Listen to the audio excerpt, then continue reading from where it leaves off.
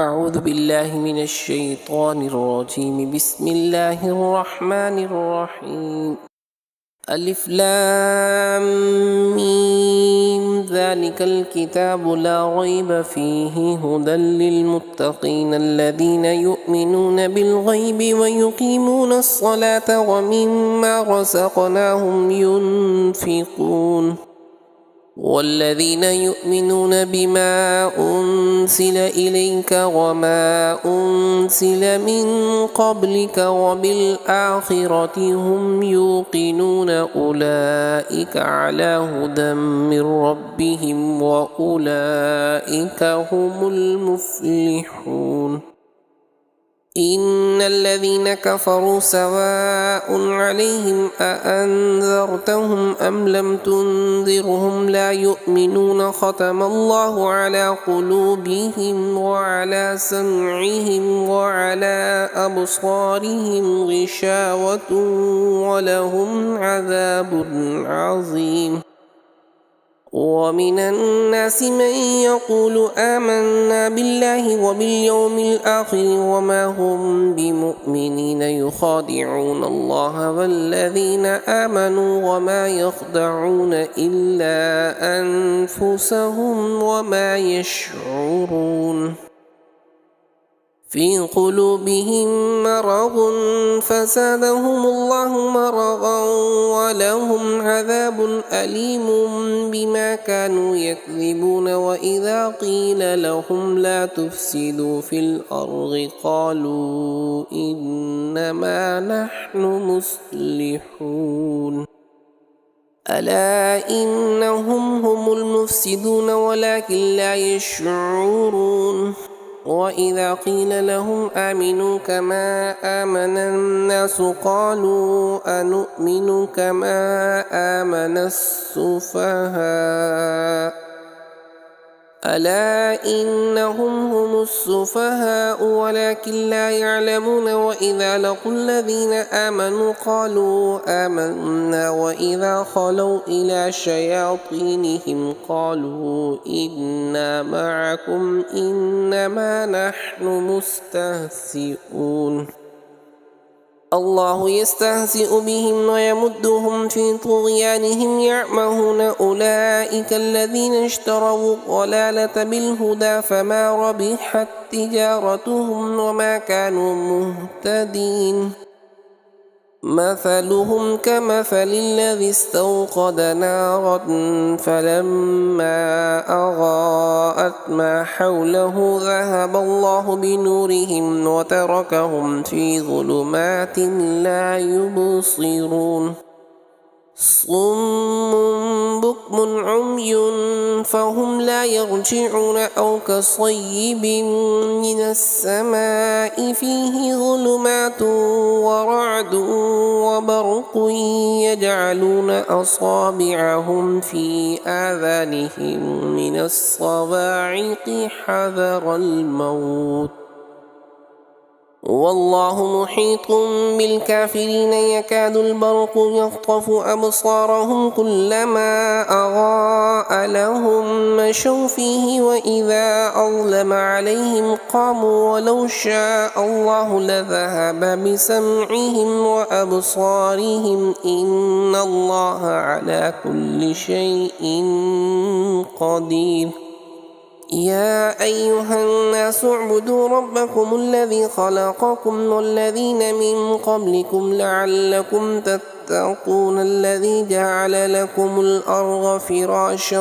والسماء بناء وأنزل من السماء ماء فأخرج به من الثمرات رزقا لكم فلا تجعلوا لله أندادا وأنتم تعلمون. وإن كنتم في ريب مما نزلنا على عبدنا فأتوا بسورة من مثله وادعوا شهداءكم من دون الله إن كنتم صادقين. فإن لم تفعلوا ولن تفعلوا فاتقوا النار التي وقودها الناس والحجارة أعدت للكافرين وبشر الذين آمنوا وعملوا الصالحات أن لهم جنات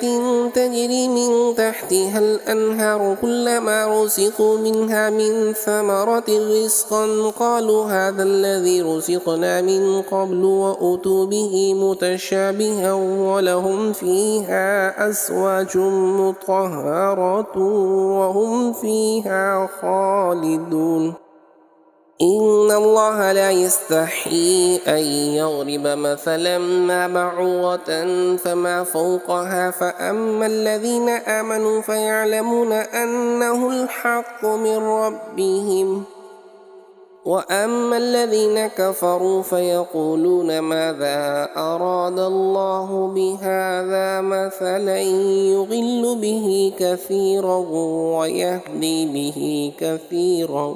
وما يضل به إلا الفاسقين الذين ينقضون عهد الله من بعد ميثاقه ويقطعون ما أمر الله به أن يوصل ويفسدون في الأرض أولئك هم الخاسرون. كيف تكفرون بالله وكنتم أمواتا فأحياكم ثم يميتكم ثم يحييكم ثم إليه ترجعون. هو الذي خلق لكم ما في الأرض جميعا ثم استوى إلى السماء فسواهن 7 سماوات وهو بكل شيء عليم. وإذ قال ربك للملائكة إني جاعل في الأرض خليفة قالوا أتجعل فيها من يفسد فيها ويسفك الدماء ونحن نسبح بحمدك ونقدس لك قال إني أعلم ما لا تعلمون وعلم آدم الأسماء كلها ثم عرضهم على الملائكة فقال أنبئوني بأسماء هؤلاء إن كنتم صادقين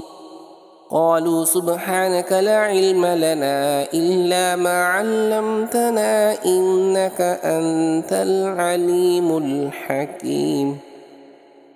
قال يا آدم أنبئهم بأسمائهم فلما أنبأهم بأسمائهم قال ألم أقل لكم إني أعلم غيب السماوات والأرض وأعلم ما تبدون وما كنتم تكتمون.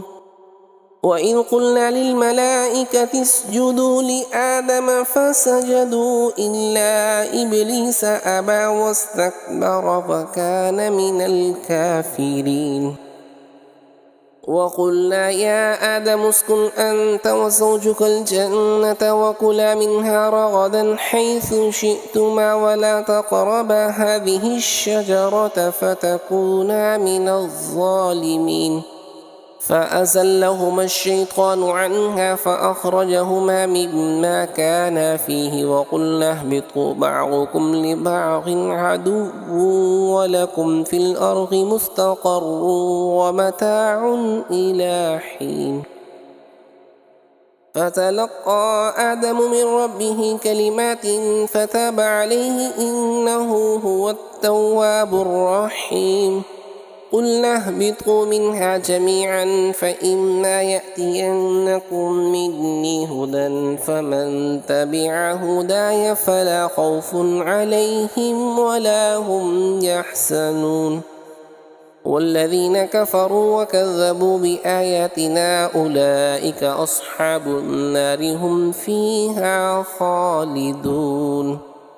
يا بني إسرائيل اذكروا نعمتي التي أنعمت عليكم وأوفوا بعهدي أوف بعهدكم وإياي فارهبون. وآمنوا بما أنزلت مصدقا لما معكم ولا تكونوا أول كافر به ولا تشتروا بآياتي ثمنا قليلا وإياي فاتقون. ولا تلبسوا الحق بالباطل وتكتموا الحق وأنتم تعلمون وأقيموا الصلاة وآتوا الزكاة واركعوا مع الراكعين أتأمرون الناس بالبر وتنسون أنفسكم وأنتم تتلون الكتاب أفلا تعقلون واستعينوا بالصبر والصلاة وإنها لكبيرة إلا على الخاشعين الذين يظنون أنهم ملاقو ربهم وأنهم إليه راجعون يا بني إسرائيل اذكروا نعمتي التي أنعمت عليكم وأني فضلتكم على العالمين واتقوا يوما لا تجزي نفس عن نفس شيئا ولا يقبل منها شفاعة ولا يؤخذ منها عدل ولا هم ينصرون وإذ نجيناكم من آل فرعون يسومونكم سوء العذاب يذبحون أبناءكم ويستحيون نساءكم وفي ذلكم بلاء من ربكم عظيم وإذ فرقنا بكم البحر فأنجيناكم وأغرقنا آل فرعون وأنتم تنظرون وإذ واعدنا موسى 40 ليلة ثم اتخذتم العجل من بعده وأنتم ظالمون ثم عفونا عنكم من بعد ذلك لعلكم تشكرون وإذ آتينا موسى الكتاب والفرقان لعلكم تهتدون وإذ قال موسى لقومه يا قوم إنكم ظلمتم أنفسكم باتخاذكم العجل فتوبوا إلى بارئكم فاقتلوا أنفسكم ذلكم خير لكم عند بارئكم فتاب عليكم إنه هو التواب الرحيم وإذ قلتم يا موسى لن نؤمن لك حتى نرى الله جهرة فأخذتكم الصاعقة وأنتم تنظرون ثم بعثناكم من بعد موتكم لعلكم تشكرون وظللنا عليكم الغمام وأنزلنا عليكم المن والسلوى كلوا من طيبات ما رزقناكم وما ظلمونا ولكن كانوا أنفسهم يظلمون وإذ قلنا ادخلوا هذه القرية فكلوا منها حيث شئتم رغدا وادخلوا الباب سجدا وقولوا حطة نغفر لكم خطاياكم وسنزيد المحسنين فبدل الذين ظلموا قولا غير الذي قيل لهم فأنزلنا على الذين ظلموا رجزا من السماء بما كانوا يفسقون وإذ استسقى موسى لقومه فقلنا اضرب بعصاك الحجر فانفجرت منه 12 عينا قد علم كل أناس مشربهم كلوا واشربوا من رزق الله ولا تعثوا في الأرض مفسدين وإذ قلتم يا موسى لن نصبر على طعام واحد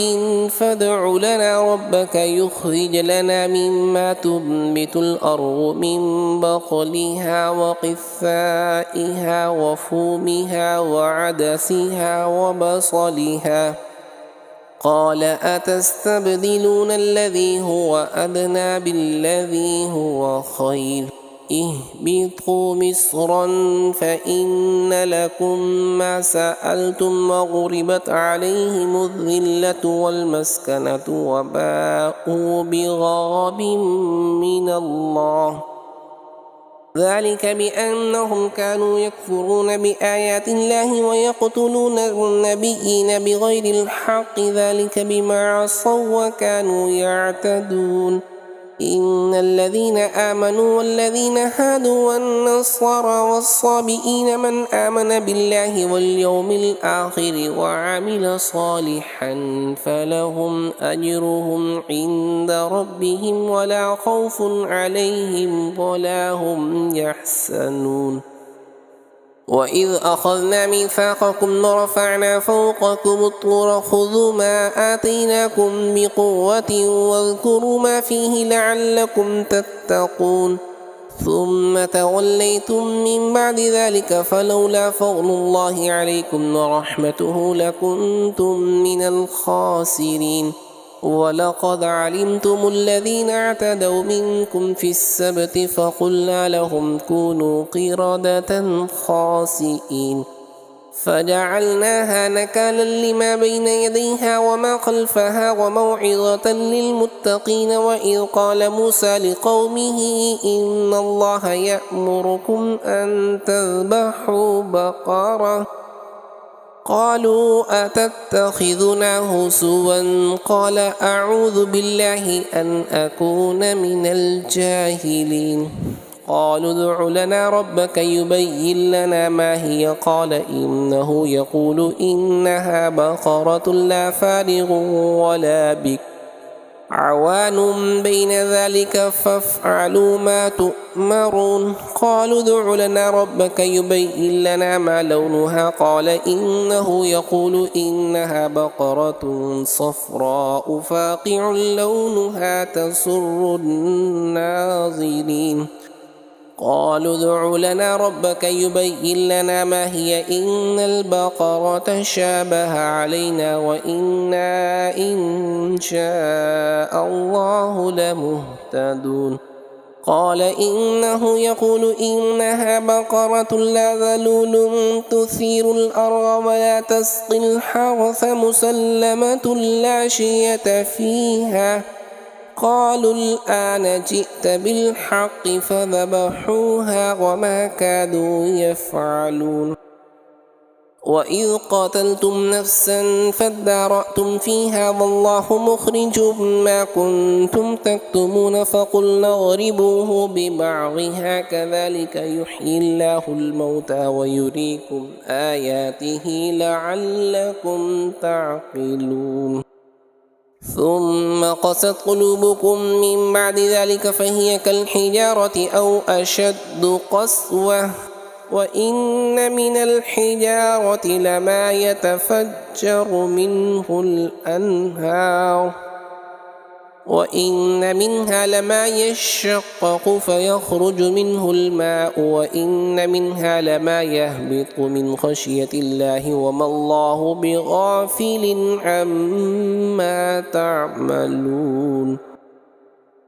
أفتطمعون أن يؤمنوا لكم وقد كان فريق منهم يسمعون كلام الله ثم يحرفونه من بعد ما عقلوه وهم يعلمون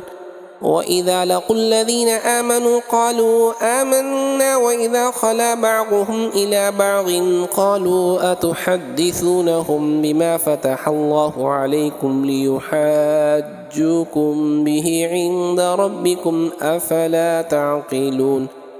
أولا يعلمون أن الله يعلم ما يسرون وما يعلنون ومنهم أميون لا يعلمون الكتاب إلا أماني وإنهم إلا يظنون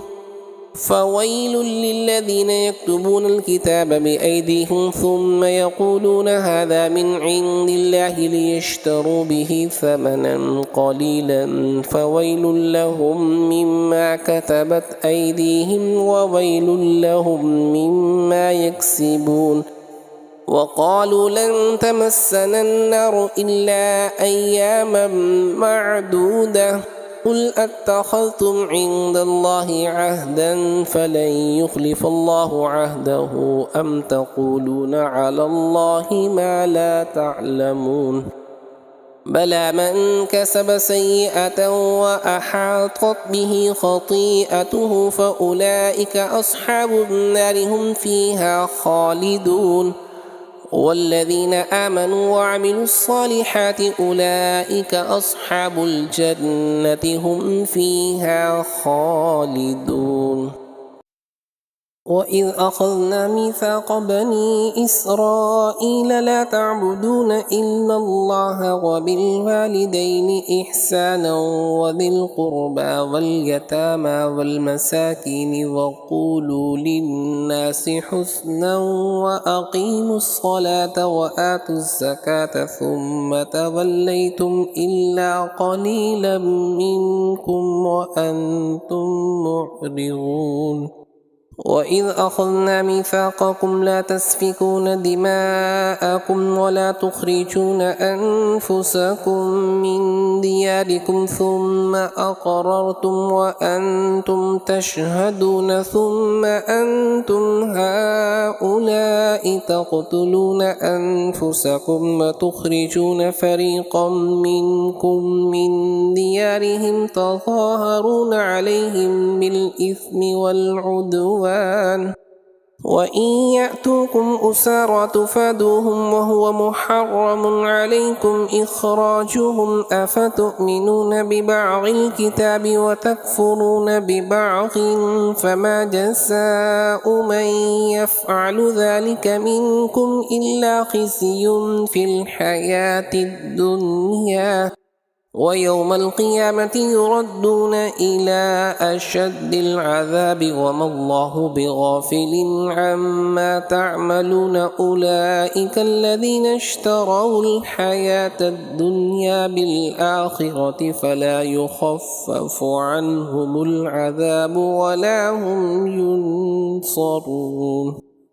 ولقد آتينا موسى الكتاب وقفينا من بعده بالرسل وآتينا عيسى ابن مريم البينات وأيدناه بروح القدس أفكلما جاءكم رسول بما لا تهوى أنفسكم استكبرتم ففريقا كذبتم وفريقا تقتلون.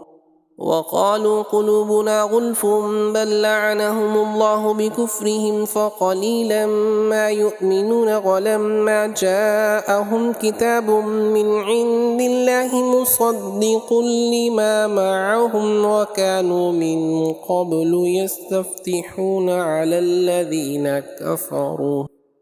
فلما جاءهم ما عرفوا كفروا به فلعنة الله على الكافرين.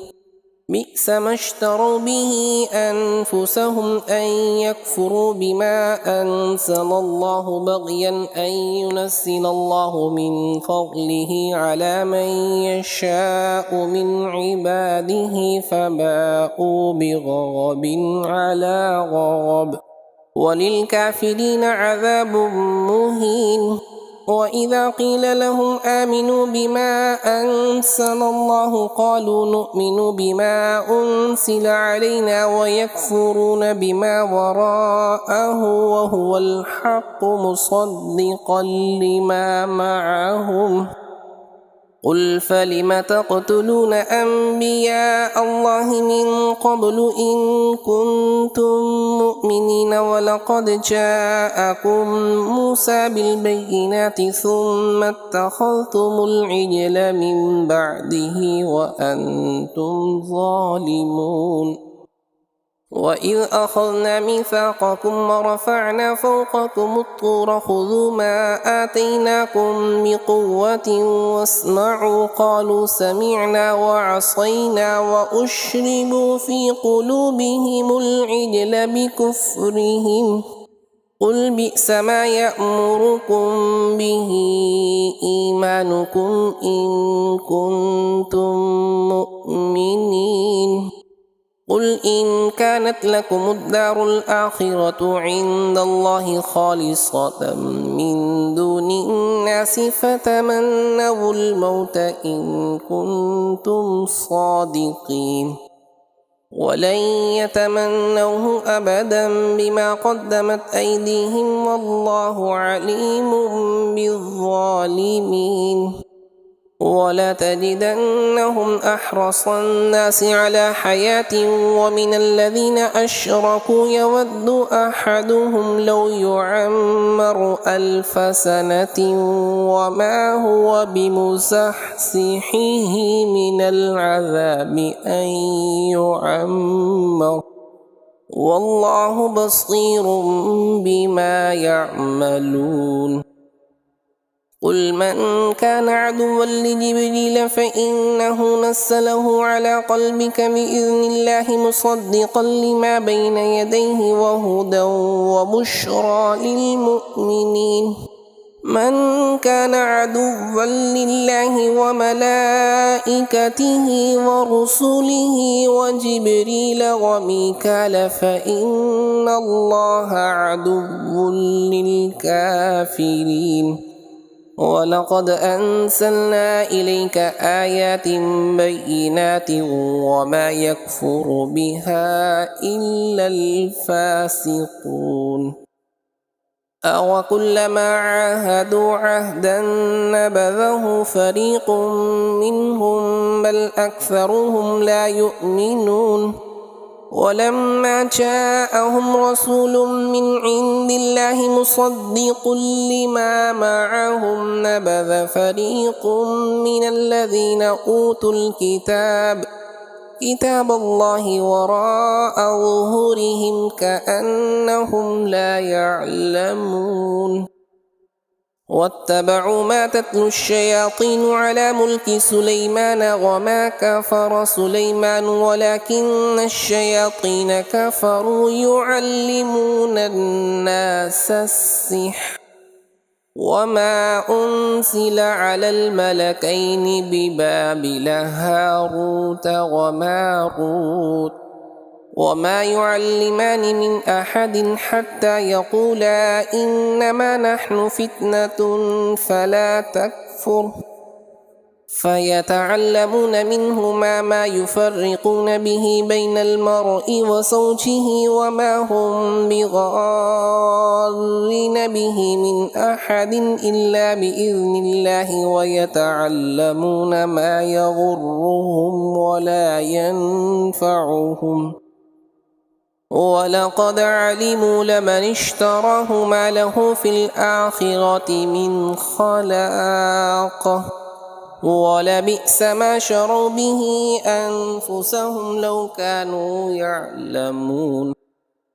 ولو أنهم آمنوا واتقوا لمثوبة من عند الله خير لو كانوا يعلمون. يا أيها الذين آمنوا لا تقولوا راعنا وقولوا انظرنا واسمعوا وللكافرين عذاب أليم. ما يود الذين كفروا من أهل الكتاب ولا المشركين أن ينزل عليكم من خير من ربكم والله يختص برحمته من يشاء والله ذو الفضل العظيم. ما ننسخ من آية أو ننسها نأت بخير منها أو مثلها. ألم تعلم أن الله على كل شيء قدير. ألم تعلم أن الله له ملك السماوات والأرض وما لكم من دون الله من ولي ولا نصير. أم تريدون أن تسألوا رسولكم كما سئل موسى من قبل ومن يتبدل الكفر بالإيمان فقد ضل سواء السبيل. ود كثير من أهل الكتاب لو يردونكم من بعد إيمانكم كفارا حسدا من عند أنفسهم من بعد ما تبين لهم الحق فاعفوا واصفحوا حتى يأتي الله بأمره إن الله على كل شيء قدير. وأقيموا الصلاة وآتوا الزكاة وما تقدموا لأنفسكم من خير تجدوه عند الله إن الله بما تعملون بصير وقالوا لن يدخل الجنة إلا من كان هودا أو نصارى تلك أمانيهم قل هاتوا برهانكم إن كنتم صادقين بلى من أسلم وجهه لله وهو محسن فله أجره عند ربه ولا خوف عليهم ولا هم يحزنون وقالت اليهود ليست النصارى على شيء وقالت النصارى ليست اليهود على شيء وهم يتلون الكتاب كذلك قال الذين لا يعلمون مثل قولهم فالله يحكم بينهم يوم القيامة فيما كانوا فيه يختلفون ومن أظلم ممن منع مساجد الله أن يذكر فيها اسمه وسعى في خرابها أولئك ما كان لهم أن يدخلوها إلا خائفين لهم في الدنيا خزي ولهم في الآخرة عذاب عظيم ولله المشرق والمغرب فأينما تولوا فثم وجه الله إن الله واسع عليم وقالوا اتخذ الله ولدا سبحانه بل له ما في السماوات والأرض كل له قانتون بديع السماوات والأرض وإذا قضى أمرا فإنما يقول له كن فيكون وقال الذين لا يعلمون لولا يكلمنا الله أو تأتينا آية كذلك قال الذين من قبلهم مثل قولهم تشابهت قلوبهم قد بينا الآيات لقوم يوقنون إنا أرسلناك بالحق بشيرا ونذيرا ولا تسأل عن أصحاب الجحيم ولن ترضى عنك اليهود ولا النصارى حتى تتبع ملتهم قل إن هدى الله هو الهدى ولئن اتبعت أهواءهم بعد الذي جاءك من العلم ما لك من الله من ولي ولا نصير الذين آتيناهم الكتاب يتلونه حق تلاوته أولئك يؤمنون به ومن يكفر به فأولئك هم الخاسرون يا بني إسرائيل اذكروا نعمتي التي أنعمت عليكم وأني فضلتكم على العالمين واتقوا يوما لا تجزي نفس عن نفس شيئا ولا يقبل منها عدل ولا تنفعها شفاعة ولا هم ينصرون وإذ ابتلى إبراهيم ربه بكلمات فأتمهن قال إني جاعلك للناس إماما قال ومن ذريتي قال لا ينال عهد الظالمين وإذ جعلنا البيت مثابة للناس وأمنا واتخذوا من مقام إبراهيم مصلى وعهدنا إلى إبراهيم وإسماعيل أن طهر بيتي للطائفين والعاكفين والركع السجود وإذ قال إبراهيم رب اجعل هذا بلدا آمنا وارزق أهله من الثمرات من آمن منهم بالله واليوم الآخر قال ومن كفر فأمتعه قليلا ثم أضطره إلى عذاب النار وبئس المصير وإذ يرفع إبراهيم القواعد من البيت وإسماعيل ربنا تقبل منا إنك أنت السميع العليم ربنا واجعلنا مسلمين لك ومن ذريتنا أمة مسلمة لك وأرنا مناسكنا وتب علينا إنك أنت التواب الرحيم ربنا وابعث فيهم رسولا منهم يتلو عليهم آياتك ويعلموهم الكتاب والحكمة ويزكيهم إنك أنت العزيز الحكيم ومن يرغب عن ملة إبراهيم إلا من سفه نفسه ولقد اصطفيناه في الدنيا وإنه في الآخرة لمن الصالحين إذ قال له ربه أسلم قال أسلمت لرب العالمين ووصى بها إبراهيم بنيه ويعقوب يا بني إن الله اصطفى لكم الدين فلا تموتن إلا وأنتم مسلمون أم كنتم شهداء إذ حضر يعقوب الموت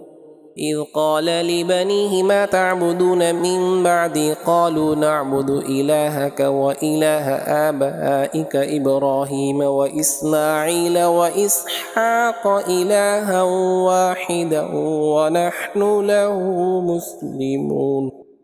تلك أمة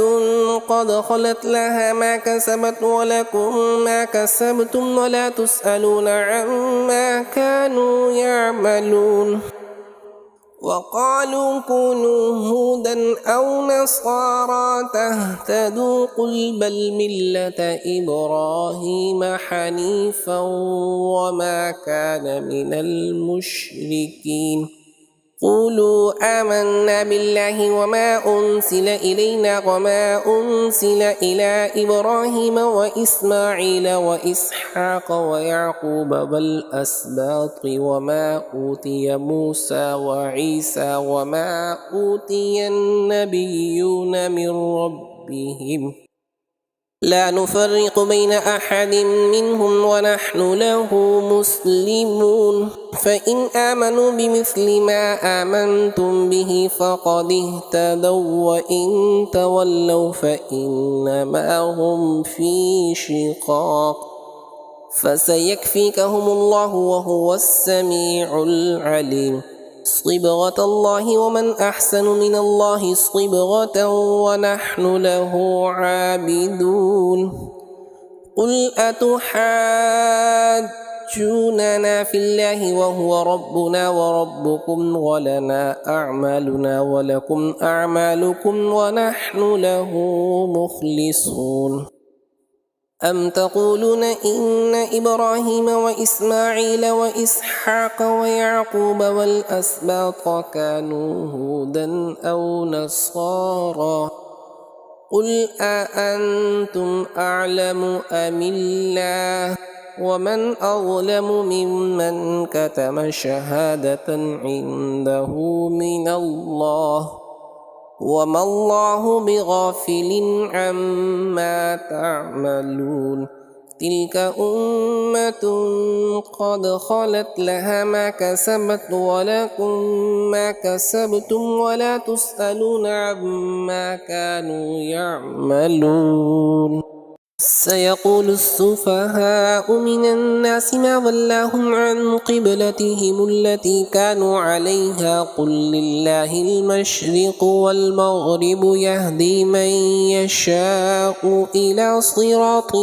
مستقيم وكذلك جعلناكم أمة وسطا لتكونوا شهداء على الناس ويكون الرسول عليكم شهيدا وما جعلنا القبلة التي كنت عليها إلا لنعلم من يتبع الرسول ممن ينقلب على عقبيه وإن كانت لكبيرة إلا على الذين هدى الله وما كان الله ليضيع إيمانكم إن الله بالناس لرءوف رحيم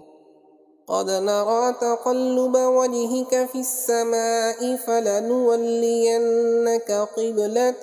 ترضاها فول وجهك شطر المسجد الحرام وحيث ما كنتم فولوا وجوهكم شطره وإن الذين أوتوا الكتاب ليعلمون أنه الحق من ربهم وما الله بغافل عما يعملون ولئن أتيت الذين أوتوا الكتاب بكل آية ما تبعوا قبلتك وما أنت بتابع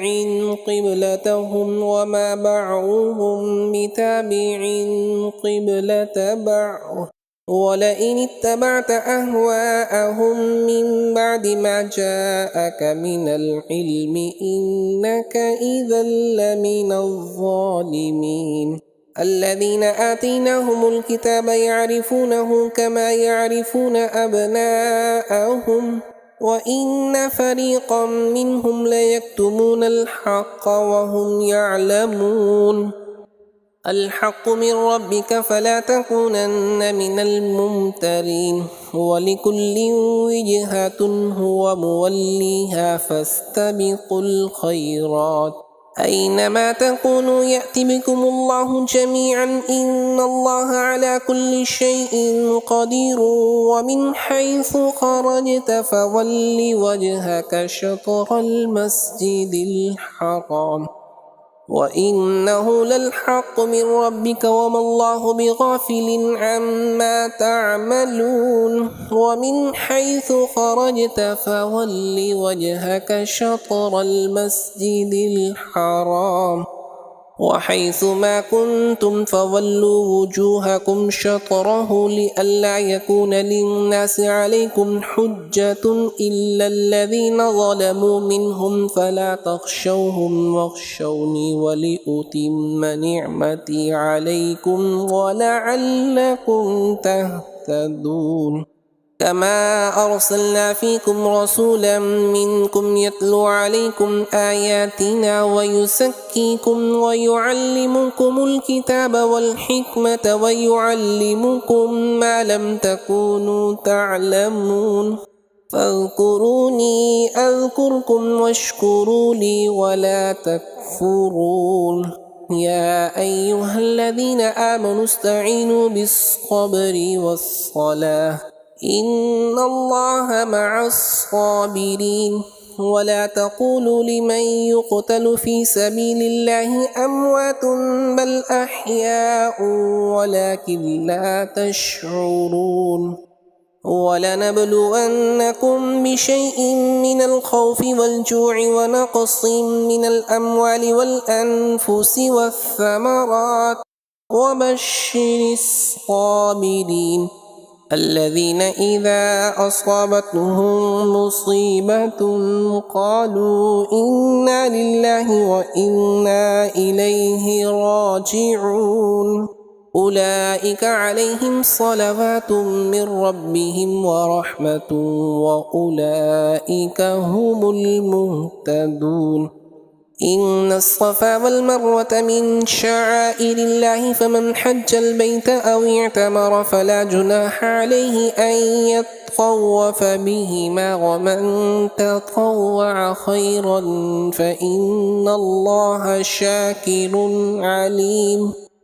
إن الذين يكتمون ما أنزلنا من البينات والهدى من بعد ما بيناه للناس في الكتاب أولئك يلعنهم الله ويلعنهم اللاعنون إلا الذين تابوا وأصلحوا وبينوا فأولئك أتوب عليهم وأنا التواب الرحيم إن الذين كفروا وماتوا وهم كفار أولئك عليهم لعنة الله والملائكة والناس أجمعين خالدين فيها لا يخفف عنهم العذاب ولا هم ينظرون وإلهكم إله واحد لا إله إلا هو الرحمن الرحيم إن في خلق السماوات والأرض واختلاف الليل والنهار والفلك التي تجري في البحر بما ينفع الناس وما أنزل الله من السماء من ماء فأحيا به الأرض بعد موتها وبث فيها من كل دابة وتصريف الرياح والسحاب المسخر بين السماء والأرض لآيات لقوم يعقلون ومن الناس من يتخذ من دون الله أندادا يحبونهم كحب الله والذين آمنوا أشد حبا لله ولو يرى الذين ظلموا إذ يرون العذاب أن القوة لله جميعا وأن الله شديد العذاب إذ تبرأ الذين اتبعوا من الذين اتبعوا ورأوا العذاب وتقطعت بهم الأسباب وقال الذين اتبعوا لو أن لنا كرة فنتبرأ منهم كما تبرؤوا منا كذلك يريهم الله أعمالهم حسرات عليهم وما هم بخارجين من النار يا أيها الناس كلوا مما في الأرض حلالا طيبا ولا تتبعوا خطوات الشيطان إنه لكم عدو مبين إنما يأمركم بالسوء والفحشاء وأن تقولوا على الله ما لا تعلمون وإذا قيل لهم اتبعوا ما أنزل الله قالوا بل نتبع ما ألفينا عليه آباءنا أولو كان آباؤهم لا يعقلون شيئا ولا يهتدون ومثل الذين كفروا كمثل الذي ينعق بما لا يسمع إلا دعاء ونداء صم بكم عمي فهم لا يعقلون يا أيها الذين آمنوا كلوا من طيبات ما رزقناكم واشكروا لله إن كنتم إياه تعبدون إنما حرم عليكم الميتة والدم ولحم الخنزير وما أهل به لغير الله فمن اضطر غير باغ ولا عاد فلا إثم عليه إن الله غفور رحيم إن الذين يكتمون ما أنزل الله من الكتاب ويشترون به ثمنا قليلا أولئك ما يأكلون في بطونهم إلا النار ولا يكلمهم الله يوم القيامة ولا يزكيهم ولهم عذاب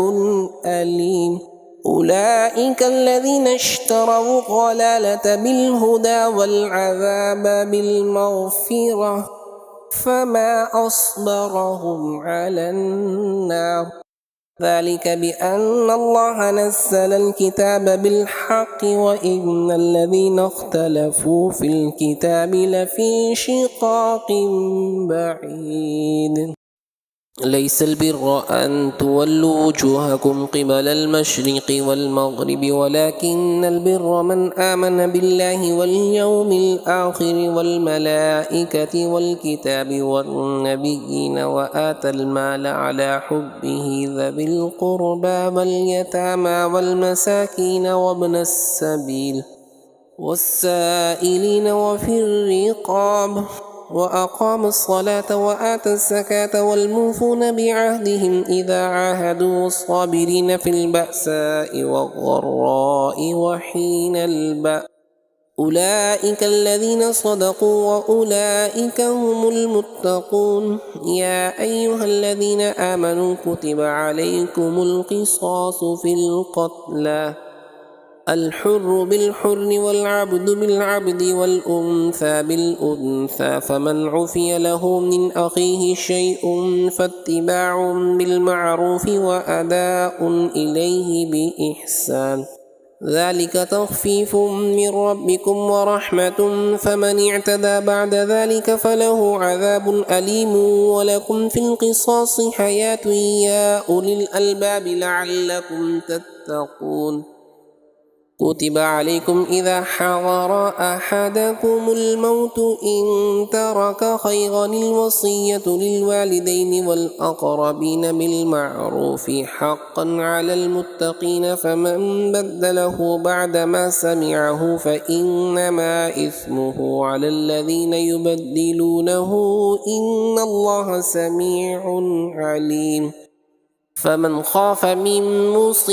جنفا أو إثما فأصلح بينهم فلا إثم عليه إن الله غفور رحيم يا أيها الذين آمنوا كتب عليكم الصيام كما كتب على الذين من قبلكم لعلكم تتقون أياما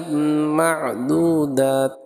فمن كان منكم مريضا أو على سفر فعدة من أيام أخر وعلى الذين يطيقونه فدية طعام مسكين فمن تطوع خيرا فهو خير له وأن تصوموا خير لكم إن كنتم تعلمون شهر رمضان الذي أنزل فيه القرآن هدى للناس وبينات من الهدى والفرقان فمن شهد منكم الشهر فليصمه ومن كان مريضا أو على سفر فعدة من أيام أخر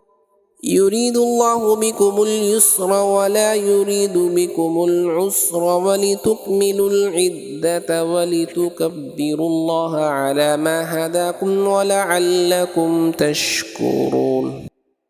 وإذا سألك عبادي عني فإني قريب أجيب دعوة الداع إذا دعاني فليستجيبوا لي وليؤمنوا بي لعلهم يرشدون أحل لكم ليلة الصيام الرفث إلى نسائكم هن لباس لكم وأنتم لباس لهن علم الله أنكم كنتم تختانون أنفسكم فتاب عليكم وعفى عنكم فالآن باشروهن وابتغوا ما كتب الله لكم وكلوا واشربوا حتى يتبين لكم الخيط الأبيض من الخيط الأسود من الفجر ثم أتموا الصيام إلى الليل ولا تباشروهن وأنتم عاكفون في المساجد تلك حدود الله فلا تقربوها كذلك يبين الله آياته للناس لعلهم يتقون ولا تأكلوا أموالكم بينكم بالباطل وتدلوا بها إلى الحكام لتأكلوا فريقا من أموال الناس بالإثم وأنتم تعلمون يسألونك عن الأهلة قل هي مواقيت للناس والحج وليس البر بأن تأتوا البيوت من ظهورها ولكن البر من اتقى وأتوا البيوت من أبوابها واتقوا الله لعلكم تفلحون وقاتلوا في سبيل الله الذين يقاتلونكم ولا تعتدوا إن الله لا يحب المعتدين واقتلوهم حيث ثقفتموهم وأخرجوهم من حيث أخرجوكم والفتنة أشد من القتل ولا تقاتلوهم عند المسجد الحرام حتى يقاتلوكم فيه فإن قاتلوكم فاقتلوهم كذلك جزاء الكافرين فإن انتهوا فإن الله غفور رحيم وقاتلوهم حتى لا تكون فتنة ويكون الدين لله فإن انتهوا فلا عدوان إلا على الظالمين الشهر الحرام بالشهر الحرام والحرمات قصاص فمن اعتدى عليكم فاعتدوا عليه بمثل ما اعتدى عليكم واتقوا الله واعلموا أن الله مع المتقين وأنفقوا في سبيل الله ولا تلقوا بأيديكم إلى التهلكة وأحسنوا إن الله يحب المحسنين. وأتموا الحج والعمرة لله فإن أحصنتم فما استيسر من الهدي ولا تحلقوا رؤوسكم حتى يبلغ الهدي محله فمن كان منكم مريضا أو به أذى من رأسه ففدية من صيام أو صدقة أو نسك فإذا أمنتم فمن تمتع بالعمرة إلى الحج فما استيسر من الهدي فمن لم يجد فصيام 3 أيام في الحج و7 إذا رجعتم تلك 10 كاملة ذلك لمن لم يكن أهله حاضر المسجد الحرام واتقوا الله واعلموا أن الله شديد العقاب. الحج أشهر معلومات فمن فرغ فيهن الحج فلا رفث ولا فسوق ولا جدال في الحج وما تفعلوا من خير يعلمه الله وتزودوا فإن خير الزاد التقوى واتقون يا أولي الألباب. ليس عليكم جناح أن تبتغوا فضلا من ربكم فإذا أفضتم من عرفات فاذكروا الله عند المشعر الحرام واذكروه كما هداكم وإن كنتم من قبله لمن الضالين. ثم أفيضوا من حيث أفاض الناس واستغفروا الله إن الله غفور رحيم. فإذا قضيتم مناسككم فاذكروا الله كذكركم آباءكم أو أشد ذكرا فمن الناس من يقول ربنا آتنا في الدنيا وما له في الآخرة من خلاق ومنهم من يقول ربنا آتنا في الدنيا حسنة وفي الآخرة حسنة وقنا عذاب النار.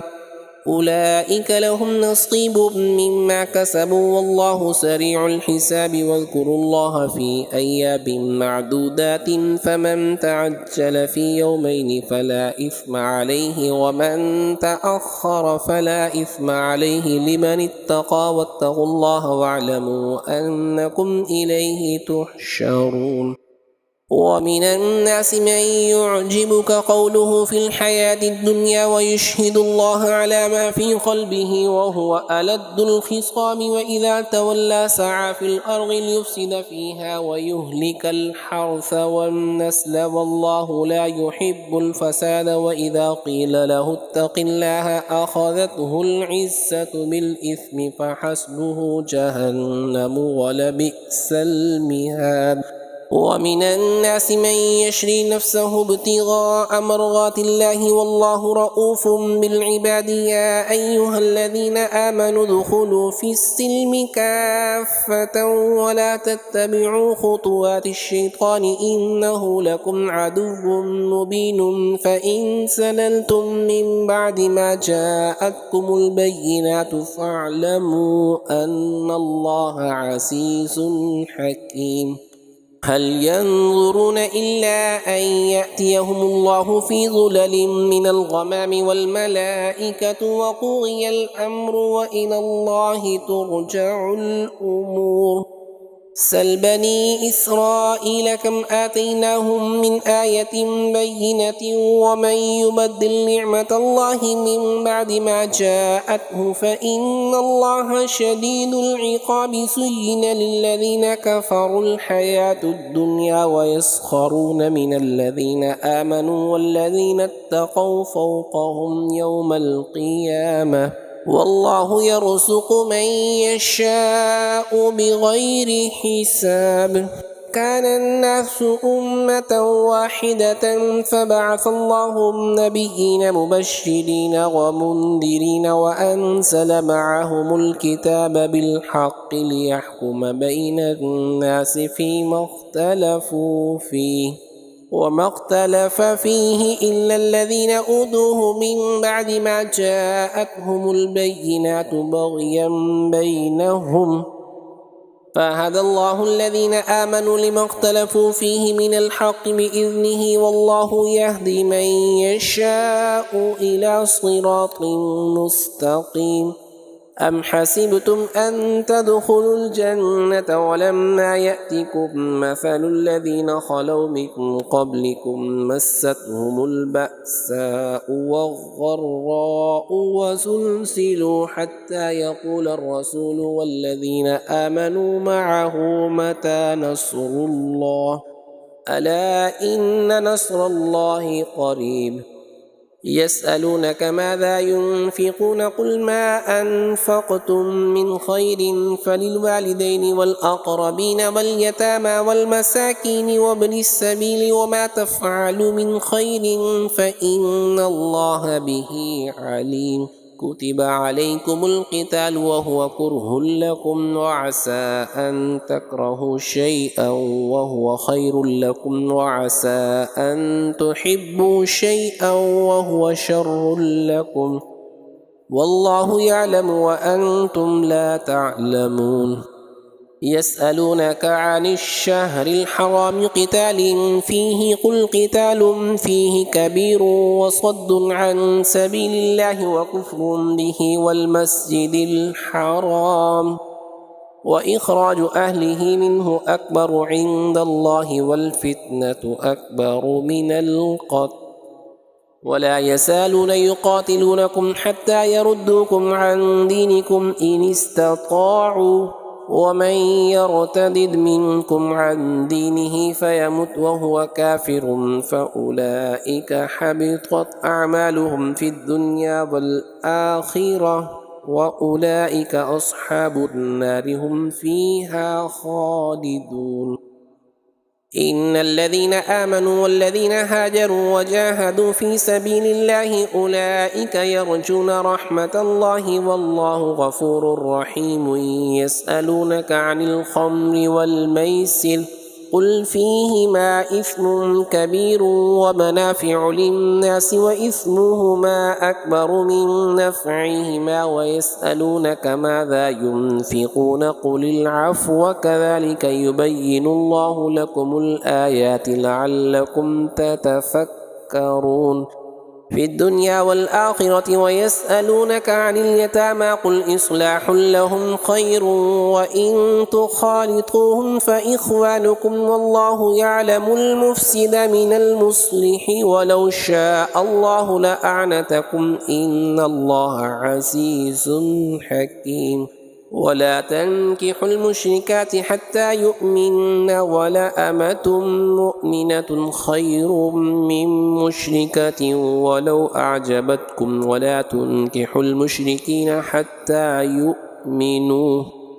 ولعبد مؤمن خير من مشرك ولو أعجبكم أولئك يدعون إلى النار والله يدعو إلى الجنة والمغفرة بإذنه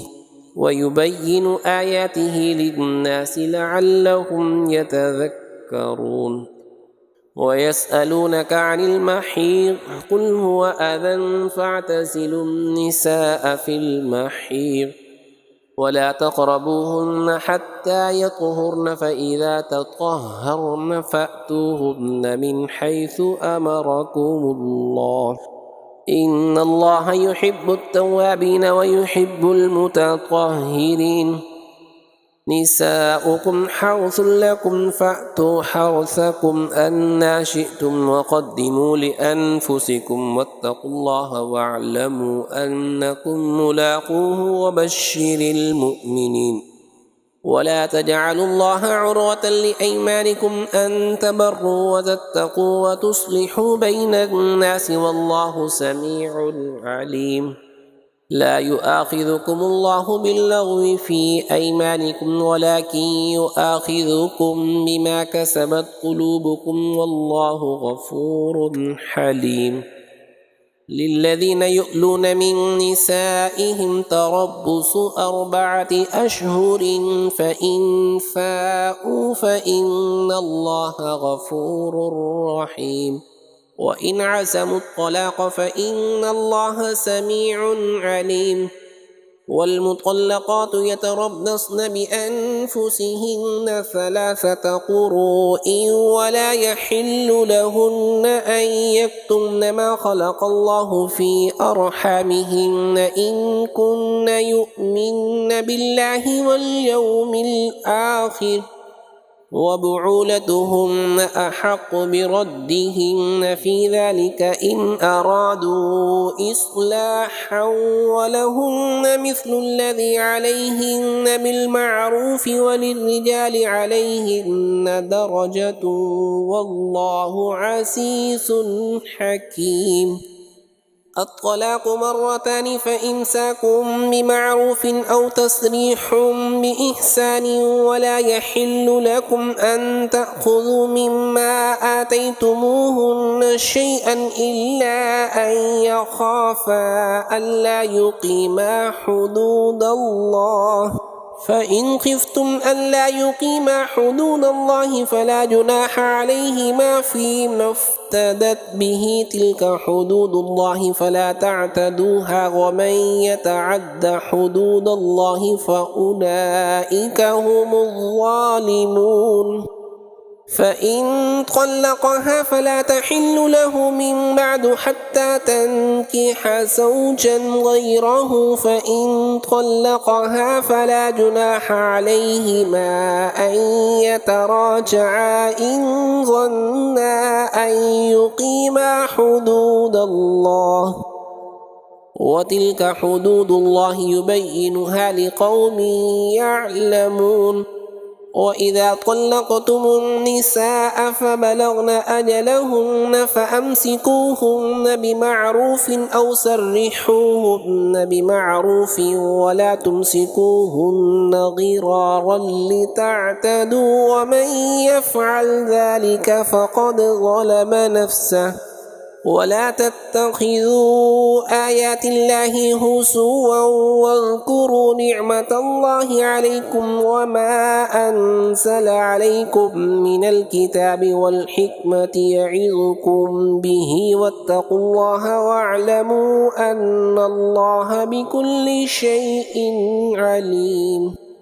وإذا طلقتم النساء فبلغن أجلهن فلا تعضلوهن أن ينكحن أزواجهن إذا تراضوا بينهم بالمعروف ذلك يوعظ به من كان منكم يؤمن بالله واليوم الآخر ذلكم أزكى لكم وأطهر والله يعلم وأنتم لا تعلمون. والوالدات يرضعن أولادهن حولين كاملين لمن أراد أن يتم الرضاعة وعلى المولود له رزقهن وكسوتهن بالمعروف لا تكلف نفس إلا وسعها لا تضار والدة بولدها ولا مولود له بولده وعلى الوارث مثل ذلك فإن أرادا فصالا عن تراغ منهما وتشاور فلا جناح عليهما. وإن أردتم أن تسترضعوا أولادكم فلا جناح عليكم إذا سلمتم ما آتيتم بالمعروف واتقوا الله واعلموا أن الله بما تعملون بصير. والذين يتوفون منكم ويذرون أزواجا يتربصن بأنفسهن 4 أشهر وعشرا فإذا بلغن أجلهن فلا جناح عليكم فيما فعلن في أنفسهن بالمعروف والله بما تعملون خبير ولا جناح عليكم فيما عرضتم به من خطبة النساء أو أكننتم في أنفسكم علم الله أنكم ستذكرونهن ولكن لا تواعدوهن سرا إلا أن تقولوا قولا معروفا ولا تعزموا عقدة النكاح حتى يبلغ الكتاب أجله واعلموا أن الله يعلم ما في أنفسكم فاحذروه واعلموا أن الله غفور حليم. لا جناح عليكم إن طلقتم النساء ما لم تمسوهن أو تفرغوا لهن فريضة ومتعوهن على الموسع قدره وعلى المقتر قدره متاعا بالمعروف حقا على المحسنين. وإن طلقتموهن من قبل أن تمسوهن وقد فرغتم لهن فريضة فنصف ما فرغتم إلا أن يعفون أو يعفو الذي بيده عقدة النكاح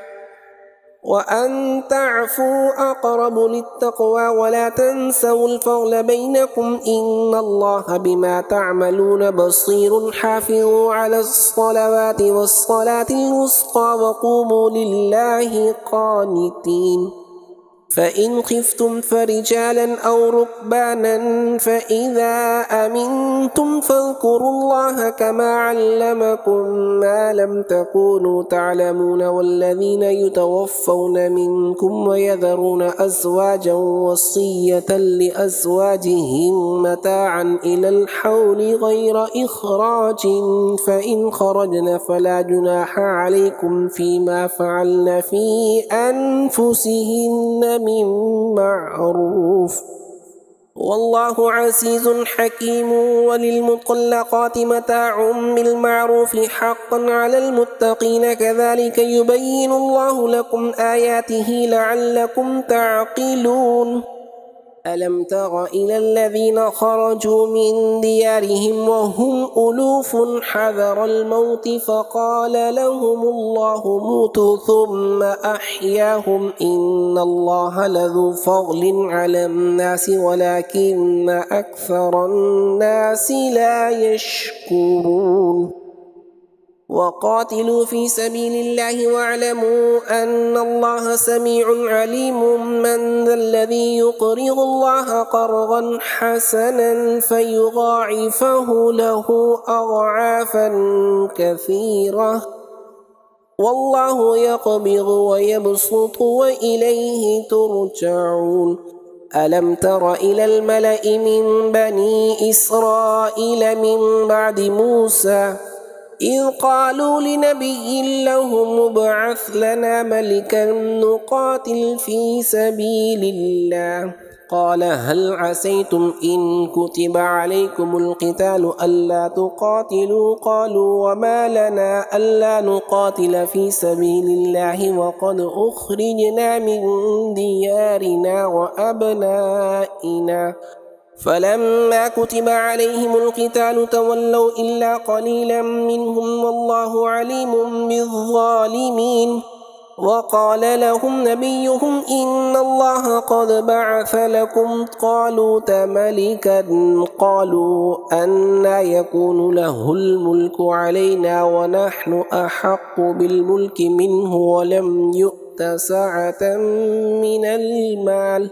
قال إن الله اصطفاه عليكم وزاده بسطة في العلم والجسم والله يؤتي ملكه من يشاء والله واسع عليم.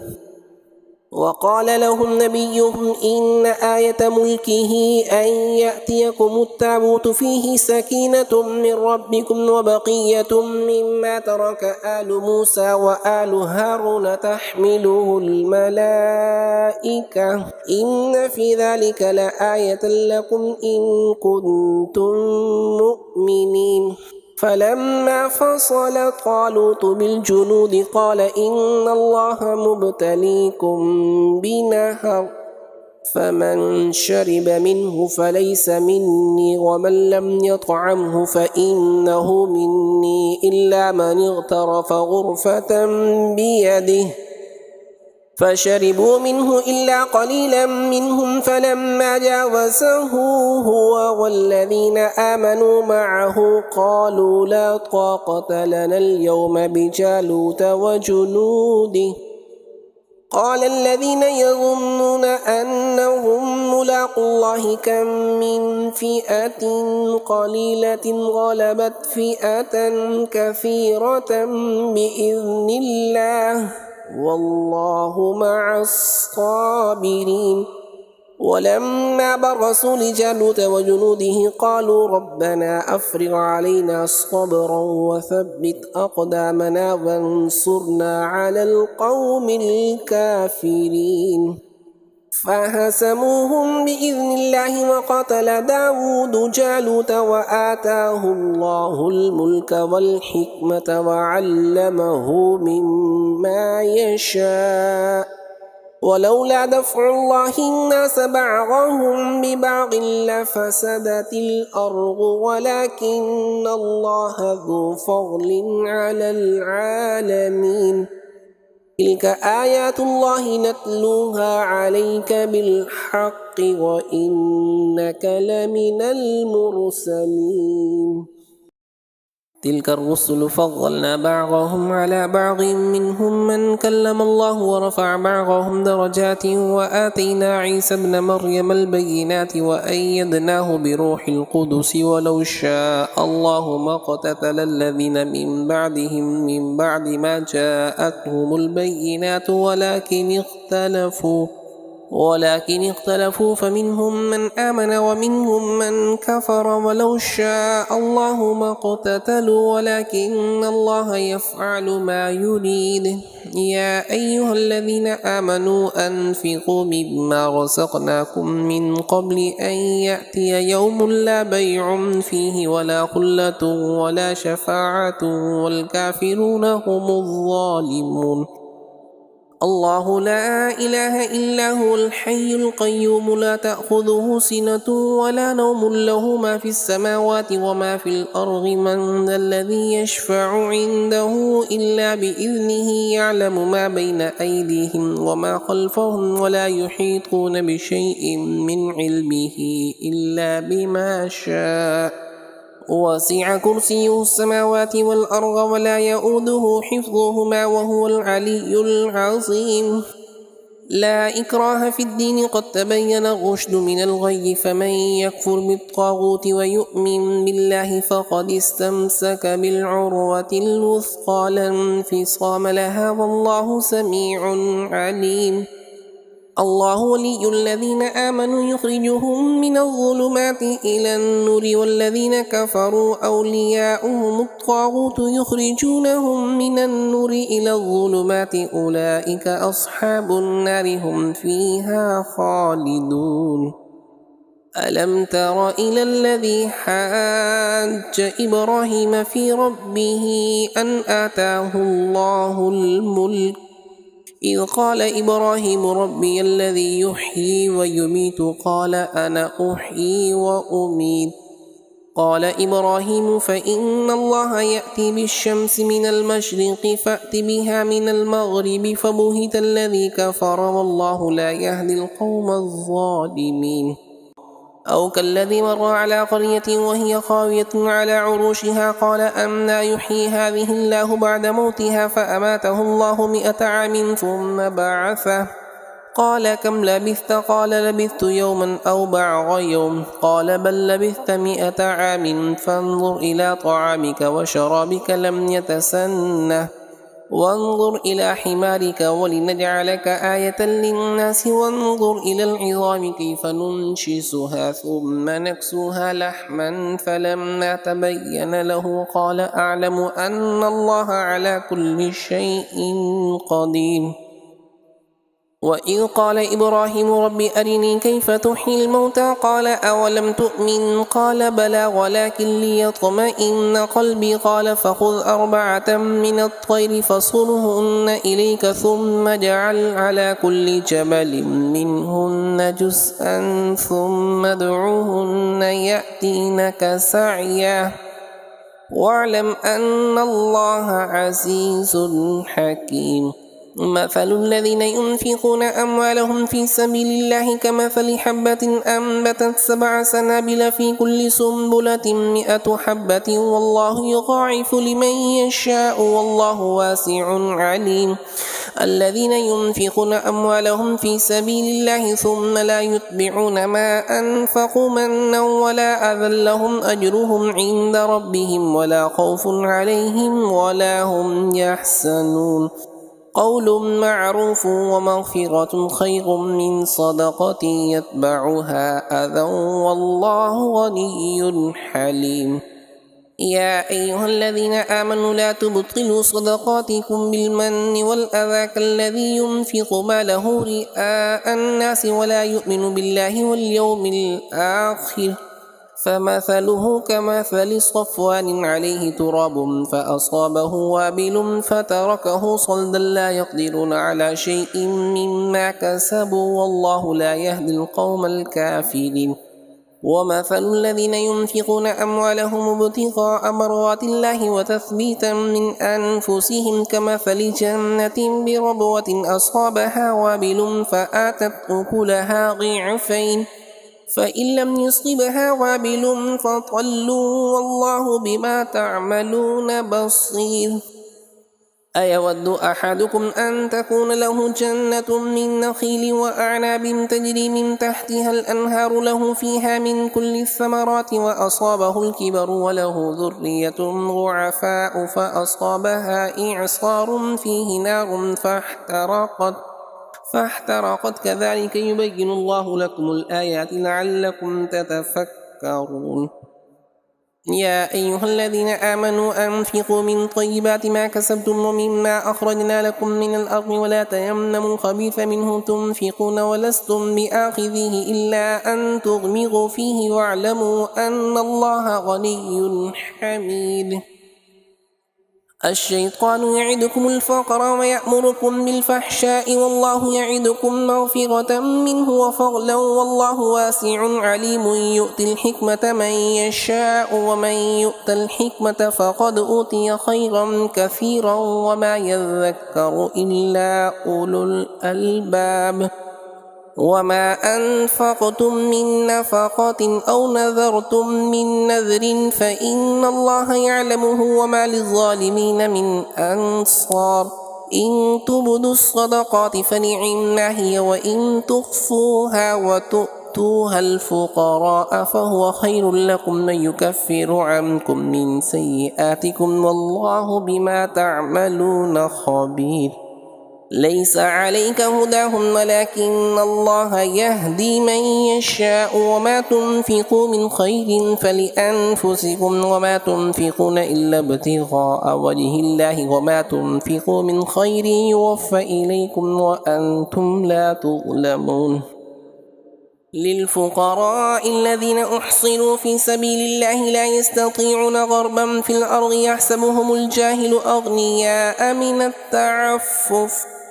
تعرفهم بسيماهم لا يسألون الناس إلحافا وما تنفقوا من خير فإن الله به عليم الذين ينفقون أموالهم بالليل والنهار سرا وعلانية فلهم أجرهم عند ربهم ولا خوف عليهم ولا هم يحزنون الذين يأكلون الربا لا يقومون إلا كما يقوم الذي يتخبطه الشيطان من المس ذلك بأنهم قالوا إنما البيع مثل الربا وأحل الله البيع وحرم الربا فمن جاءه موعظة من ربه فانتهى فله ما سلف وأمره إلى الله ومن عاد فأولئك أصحاب النار هم فيها خالدون يمحق الله الربا ويربي الصدقات والله لا يحب كل كفار أثيم إن الذين آمنوا وعملوا الصالحات وأقاموا الصلاة وآتوا الزكاة لهم أجرهم عند ربهم ولا خوف عليهم ولا هم يحزنون يا أيها الذين آمنوا اتقوا الله وذروا ما بقي من الربا إن كنتم مؤمنين فإن لم تفعلوا فأذنوا بحرب من الله ورسوله وإن تبتم فلكم رؤوس أموالكم لا تظلمون ولا تظلمون